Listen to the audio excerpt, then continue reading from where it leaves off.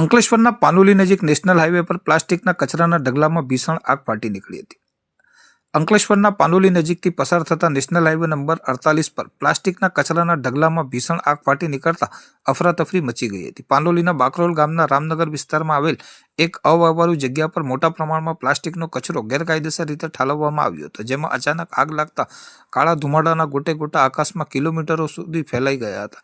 હાઈવેની એકદમ નજીક લાગેલ આ આગને કારણે વાહન ચાલકોમાં ભયનો માહોલ સર્જાયો હતો અને વિઝિબિલિટી ઘટતા ટ્રાફિક પર પણ તેની અસર જોવા મળી હતી। ઘટનાની જાણ થતાં જ પાનોલી ફાયર બ્રિગેડની ટીમ તાત્કાલિક ઘટના સ્થળે દોડી ગઈ હતી અને પાણીનો મારો ચલાવી ભારે જહેમત બાદ આગ ઉપર કાબુ મેળવ્યો હતો। સદનસીબે આ દુર્ઘટનામાં કોઈ જાતની જાનહાનિ થઈ નથી, પરંતુ પર્યાવરણને મોટા પાયે નુકસાન પહોંચ્યું છે। પ્રાથમિક તપાસમાં એવી આશંકા વ્યક્ત કરવામાં આવી રહી છે કે કોઈ સ્ક્રેપના વેપારીએ કચરાનો નિકાલ કરવાના આશયથી ગેરકાયદેસર રીતે અહીં આગ લગાવી હોઈ શકે છે।